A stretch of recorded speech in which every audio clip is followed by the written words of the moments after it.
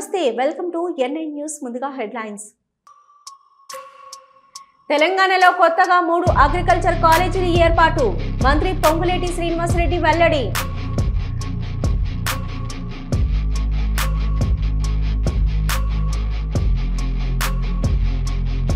ఖమ్మంపల్లి సత్యనారాయణ నోటికొచ్చినట్లు మాట్లాడితేనే నేనే స్పందించా మాజీ Manakondur MLA రసమీ Balakishan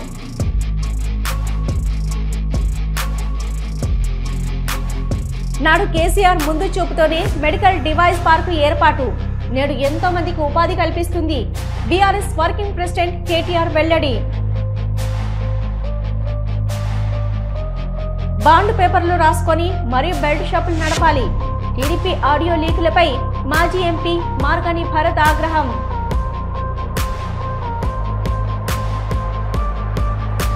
super GST super savings పై అవగాహన కార్యక్రమం పాల్గొన్న విశాఖ కలెక్టర్ హరీందర్ ప్రసాద్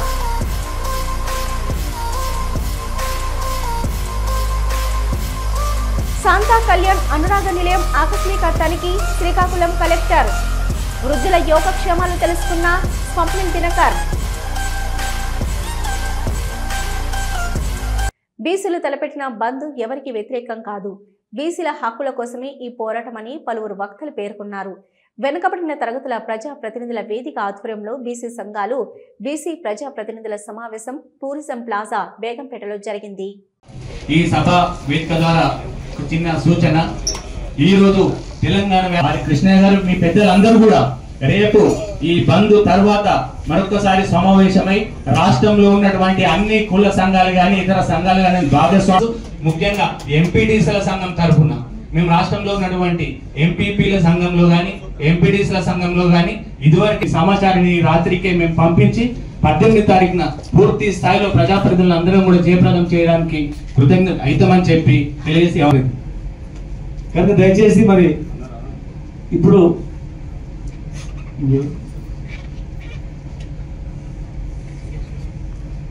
నిరుద్యోగ జేఏసీ చైర్మన్ సత్యనారాయణ గారు దయచేసి సూచన ప్లీజ్. మీరేం చేస్తారు ఇప్పుడు ఇంతమంది చెప్పారు రానున్నా మేము ఉప్పటి పంచుకున్నాము అని అట్లా ఒక్కొక్కరు వాళ్ళు పంచుకోవాలి ఇంత గాలికి వదిలిపెట్టదు తర్వాత మీడియా అటెండ్ అవుతాడేమో అట్లా చూడదు ఇక ఆటోమేటిక్గా మీ దగ్గరికి రావాలి మీరు చేసే కార్యక్రమం బట్టి తప్ప దానికి మనం పడవద్దు. నమస్కారాలు, నా పేరు డాక్టర్ కమ్మంపాటి సత్యనారాయణ ప్రజాపతి. నేను కుమార సంఘం విద్యార్థి స్టేట్ ప్రెసిడెంట్ కూడా పనిచేస్తూ ఉన్నాను. నాకు 3 విజ్ఞప్తులు కులాలను కూడా మనం బాధ్యతలు తీసుకున్నాం. రెండవది ఏంటంటే బీసీ పోతే మాత్రం ఈ స్థానాలు పోతాయి అంటే మనం ఉనికికే ప్రమాదం.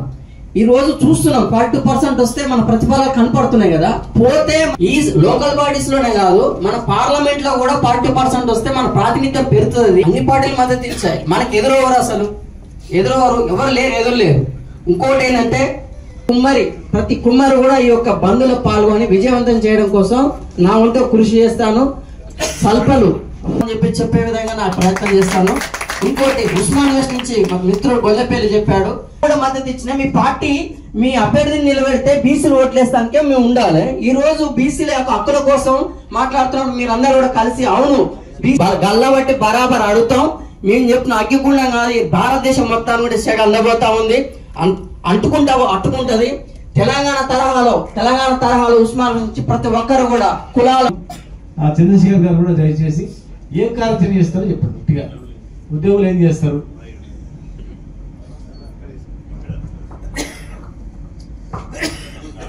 నమస్కారం.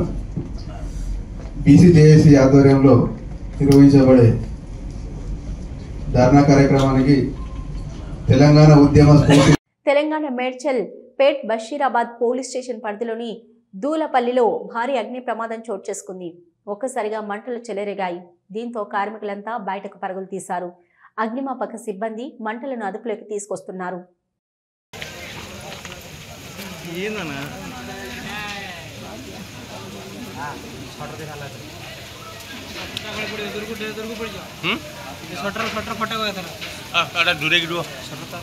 शटर फोड़ के निकलेगा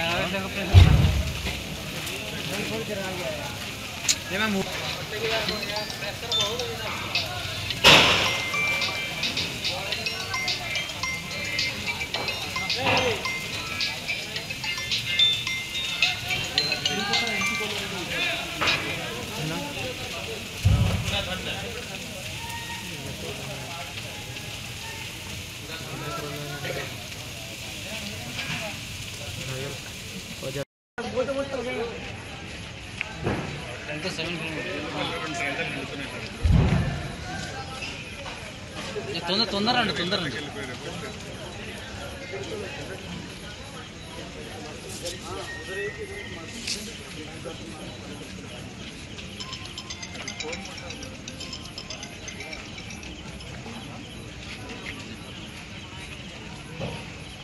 వస్తే నీళ్ళు నింపుకోవడానికి పోతుంది, ఇంకోటి వస్తుంది బయట నీళ్ళు ట్యాంకర్లు ఉన్నాయి రమ్మని, నువ్వు అక్కడే ఉండి అక్కడ తీసుకో. హలో సార్, నమస్తే. ఎవరు మాట్లాడుతున్నారు?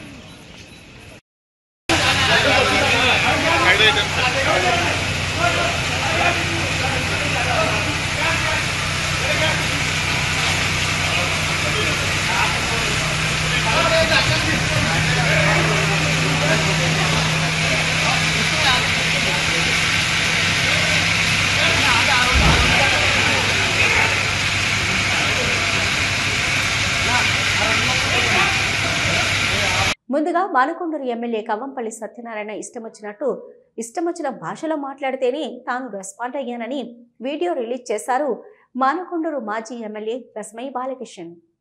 కవ్వంపల్లి గారు,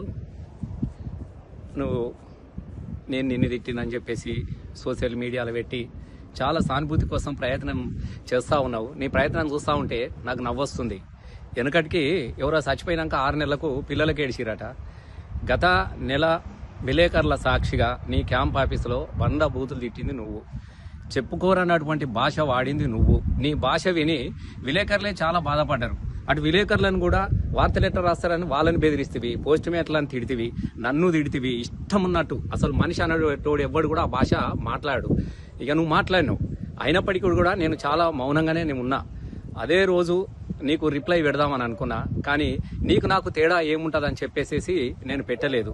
కానీ నువ్వే మళ్ళా తెల్లారి ఇది ఎవరు రికార్డు చేసిరు అని చెప్పేసి విలేకరుల మీద కేసులు. ఎందుకంటే ఆ రోజు సిఐ గారికి నువ్వు మాట్లాడినటువంటి నీ ముద్దు భాష నేను సిఐ గారికి నేనే పంపించాను. సిఐ గారు ఎస్ఐ గారికి పంపించారు. ఎస్ఐ గారు నీ చిన్న ఎమ్మెల్యే మురళి గారికి పంపిస్తే వాళ్ళ మీద కూడా ఎంక్వైరీ చేసి ఎవరు రికార్డింగ్ చేసిరో వాళ్ళ మీద కేసులు పెట్టాలని నీ కెమెరాలన్నీ తీసి సర్వ ప్రయత్నాలు చేసినావు. తర్వాత తెల్లారితే విలేకరులను కూడా క్యాంప్ ఆఫీస్ రావద్దని చెప్పేసి బెదిరించినావు. కాబట్టి వాళ్ళని ఎందుకు బెదిరిస్తా ఉన్నావు, వాళ్ళని ఎందుకు టార్చర్ చేస్తా ఉన్నావు, వాళ్ళ మీద ఎందుకు నువ్వు ఎంక్వైరీ చేస్తా ఉన్నావు అని చెప్పేసి నువ్వు ఇట్లాంటి భాష మాట్లాడదన్న ఉద్దేశంతో నేను పెట్టినాను తప్ప నీకు అవి తిట్లుగా అనిపిస్తే నేనేం చేయలేను. ఎందుకనంటే నువ్వు మారాలి. నేను మాట్లాడి పెడితే దాన్ని అంతా ఎడిటింగ్ చేసి దాన్ని తీసేసి కేవలం సానుభూతి కోసం, ఆ సానుభూతి కూడా ఎందుకు, నీకు ఆల్రెడీ మంత్రి పదవి వస్తుందని పోయింది. నీ ఎంక్వైరీ మొత్తం నీ మీద మొత్తం తెలుసు కాబట్టి ఆ రోజే నువ్వు కథమైపోయినావు నియోజకవర్గంలో. మళ్ళీ రేపో మాపో డీసీసీ పదవి కూడా పోతుంది కదా.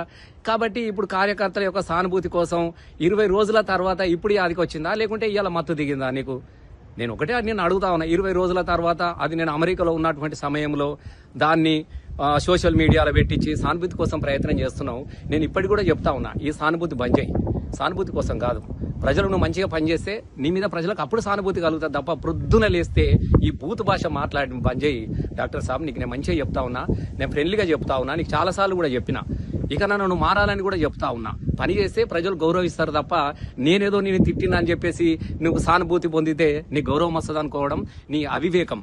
నేను ఎందుకంటే నీకు మళ్ళీ చెప్తా ఉన్నా, ప్రొద్దున లేస్తే ఇది తప్ప మీరు ఎప్పుడన్నా ఏదన్నా మాట్లాడిరా, ఎన్నడన్నా అభివృద్ధి మీద మీరు చర్చ పెట్టిరా, ఎన్నడన్నా ఈ పని చేసినని చెప్పుకోగలిగినటువంటి పరిస్థితుల్లో నువ్వేమైనా పని చేసినావా చెప్పు. మరి ఎందుకు పెట్టలే? 20 రోజులు నేను అక్కడే ఉన్నాను కదా, అప్పుడు ఎందుకు పెట్టలే కేసు?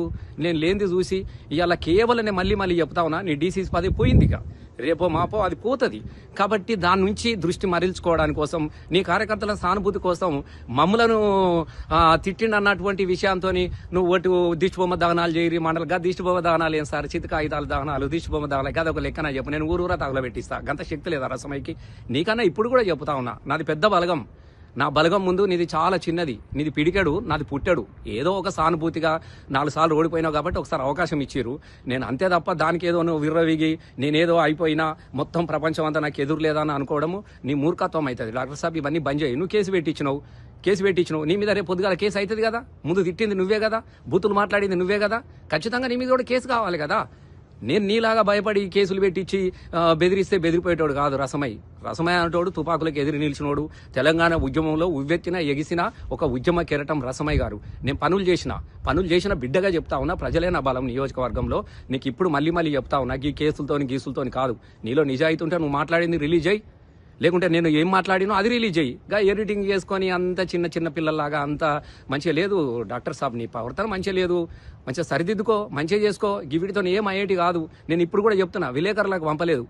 నాకు నువ్వు మాట్లాడుతున్నప్పుడు రికార్డ్ చేసి పంపించింది నీ అంతరంగి కూడా అయినటువంటి నీ షాడో ఎమ్మెల్యే మురళి గారే పంపించిర్రు. నువ్వు చెక్ చేసుకో ఫస్ట్. ఆయన సెల్ ఫోన్ చెక్ చేసేయి. రేపు మొత్తం ఆయన డేటా తీపి ఆయననే నాకు పంపించేసిండు. నీకు నేను ఎందుకు పంపించినా కూడా నీకే తెలవాలి. మరి ఎవరు బ్లాక్మెయిల్ చేస్తున్నారు, ఎవరు నీకే కాదు. నేను డాక్టర్ అమ్మ కూడా పంపించిన, మీ ఆయన భాష చూడమ్మా, ఇట్లా మాట్లాడుతున్న తల్లి, దయచేసి మీరు చెప్పని చెప్పేసి డాక్టర్ అమ్మ కూడా మాట్లాడినా, నువ్వు మాట్లాడిన భాష మార్చుకోమని చెప్పేసి. నేను ఇప్పుడు కూడా చెప్తా ఉన్నా, డాక్టర్ నువ్వు మంచిగా మాట్లాడితే నేను గౌరవిస్తాను. నేను ఎందుకంటే 10 సంవత్సరాలు ఎమ్మెల్యేగా నేను చేసిన కాబట్టి 100% ప్రజల చేత నువ్వు ఎన్నుకోబడ్డావు కాబట్టి నేను తప్పకుండా ఆనర్ చేస్తా, గౌరవిస్తా. కానీ నువ్వు చిల్లర మాటలు మాట్లాడితే మాత్రం నేను బెదిరిపోయేటోని కాదు, ఎక్కువ మాట్లాడతాను. నేను చెప్తున్నా కదా, కుక్క కాటుకు చెప్పు దెబ్బనే ఉంటుంది తప్ప నేను వీడికి భయపడేటోని కాదు. ఇప్పటికైనా నీలో నిజాయితీ ఉంటే నేను మాట్లాడింది ఎడిట్ కాకుండా నువ్వు మాట్లాడింది కూడా ఎడిట్ కాకుండా నేను పంపించిన. ఆల్రెడీ 2 విన్న తర్వాత ప్రజలు నిర్ణయించుకుంటారు. కాబట్టి ఈ బెదిరింపులు ఇవన్నీ బంద్ చేసుకో డాక్టర్ సాబ్.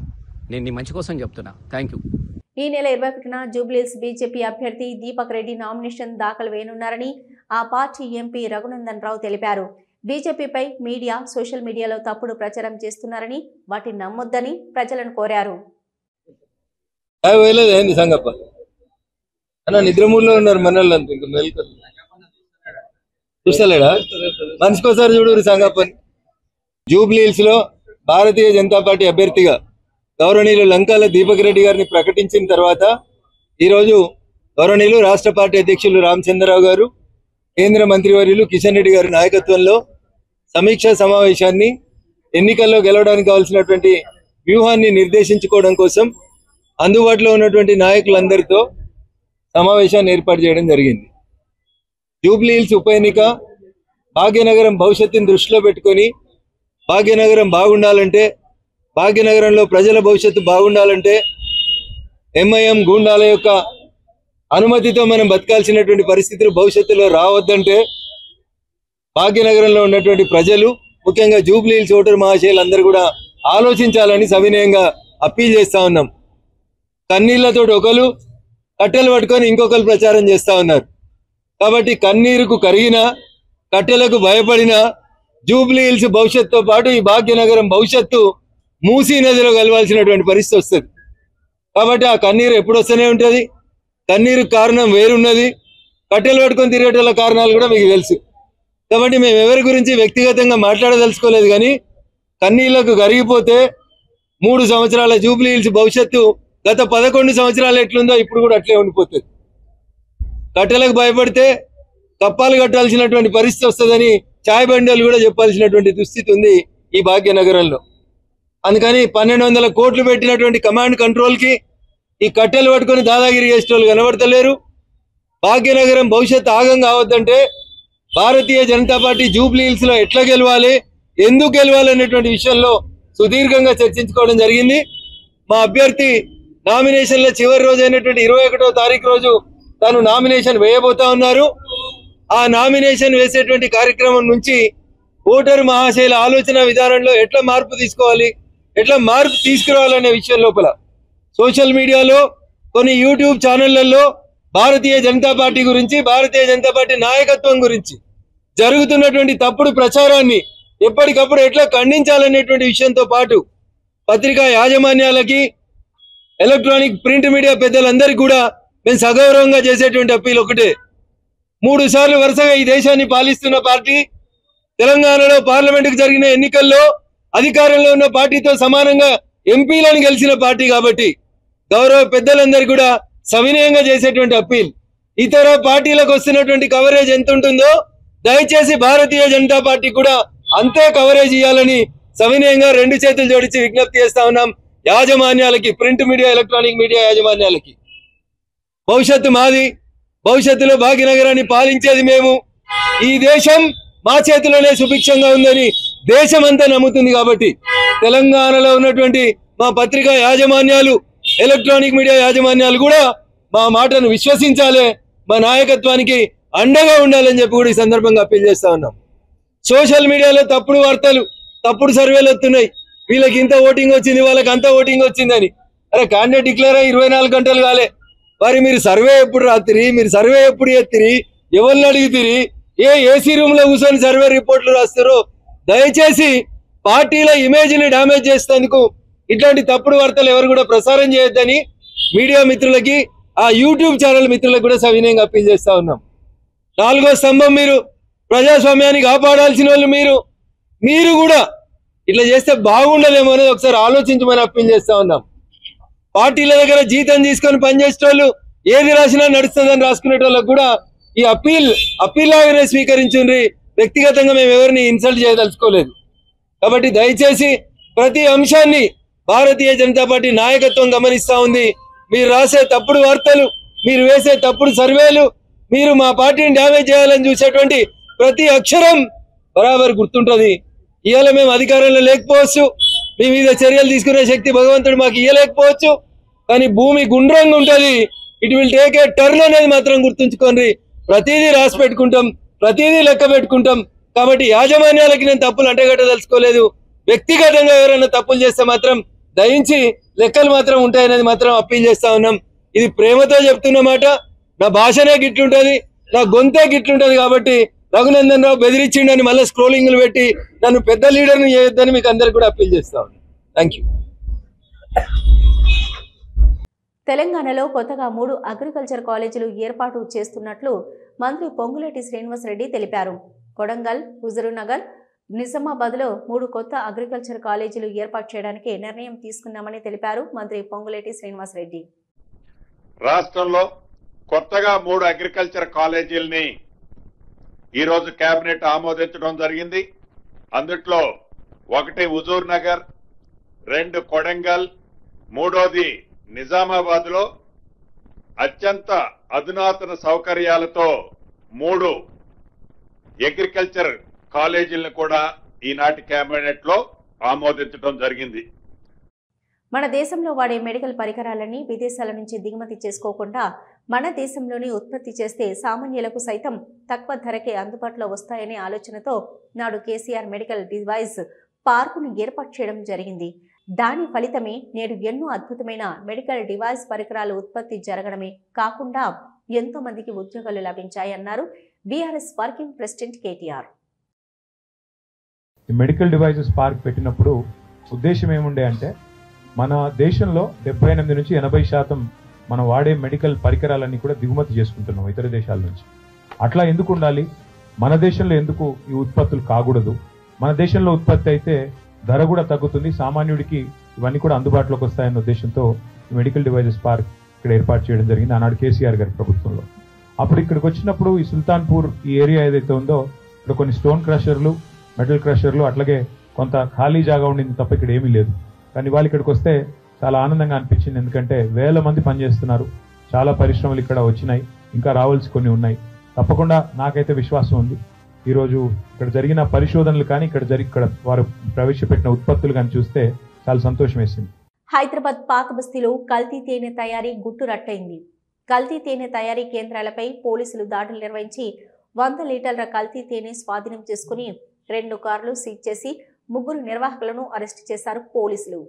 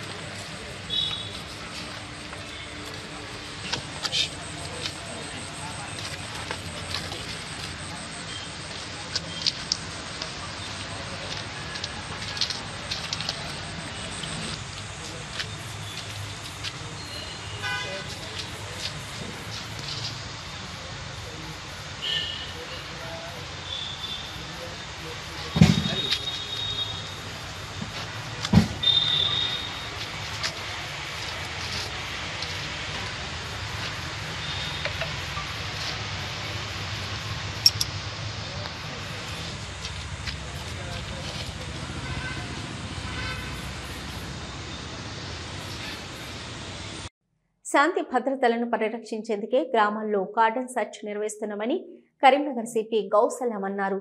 కరీంనగర్ జిల్లా తిమ్మాపూర్ మండలం రామకృష్ణ కాలనీలో కార్డన్ సెర్చ్ నిర్వహించి ప్రజలకు నేరాల నియంత్రణపై అవగాహన కల్పించారు.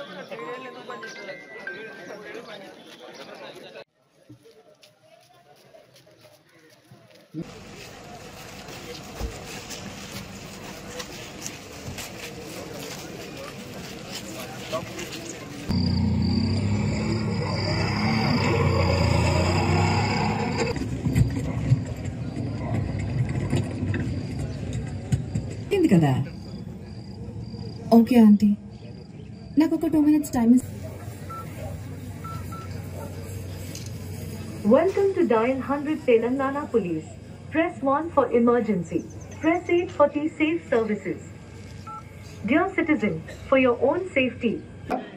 సీసీ కెమెరా నిజం చెప్తుంది, అబద్ధం చెప్పదు. కాబట్టి సీసీ కెమెరా ఉండడం వల్ల చాలా నేరాలు తగ్గిపోతాయి. కాబట్టి మీరందరూ ముందుకు వచ్చి మీ విలేజ్ ఇంకా ఏమైనా సార్ డివైడర్ మీ కంప్లైంట్ ఉందా? స్పెసిఫిక్ కంప్లైంట్ సైబర్ క్రైమ్ లో చేసిన సార్, సైబర్ క్రైమ్ లో చేసిన స్టేషన్ లో ఇక్కడ చేపల కాలనీ దగ్గర యాక్సిడెంట్ అయితే అబ్బాయి సేఫ్ అయిండు, అమ్మాయి చనిపోయింది జస్ట్ బికాస్ ఆఫ్ హెల్మెట్ పెట్టుకోకపోవడం. వచ్చేసి అమ్మాయిలు LMDPS లిమిట్స్ లో ఉన్న రామకృష్ణ కాలనీలో cordon search operation community contact programme చేయడం జరిగింది. టోటల్ ఇంట్లో under leadership of ACP rural Vijay Kumar, CI Thimmapur Sadar and SHO LMDPS Srikanth and all other police officers of rural sub division వాళ్ళు పార్టిసిపేట్ చేశారు. టోటల్ వెహికల్స్ చూస్తే 117 2-wheelers and 7 3-wheelers and 1 4-wheeler has been seized and vehicles की details మేము check చేస్తున్నాము. దీని మీద ఉన్న pending challans and దీనికి రిలేటెడ్ డాక్యుమెంట్స్ అది వెరిఫై చేసి విల్ బి రిలీజింగ్ ఇట్. ఇది కాకుండా ఈ ఈవెంట్లో వేరియస్ ఇష్యూస్లో అవేర్నెస్ ప్రోగ్రామ్ కూడా చేయడం జరిగింది. Road safety related, anti drug related, cyber crime awareness related, she team work related, మన Telangana police initiative T-Safe app related కూడా అవేర్నెస్ ప్రోగ్రామ్ చేయడం జరిగింది. ఇక్కడ హైదరాబాద్ లో జరగనున్న సదర్ సమ్మేళనంలో పాల్గొనవలసిందిగా ముఖ్యమంత్రి రేవంత్ రెడ్డిని శ్రీకృష్ణ సదర్ సమ్మేళన ఉత్సవ కమిటీ ఆహ్వానించింది. డాక్టర్ బిఆర్ అంబేద్కర్ రాష్ట్ర సచివాలయంలో సదరు సమ్మేళన ఉత్సవ కమిటీ ప్రతినిధులు ముఖ్యమంత్రి గారిని కలిసి ఆహ్వానాన్ని అందించారు. ఈ నెల 19వ తేదీన ఎన్టీఆర్ స్టేడియంలో నిర్వహించనున్న సదరు సమ్మేళనంలో పాల్గొనాలని కోరారు.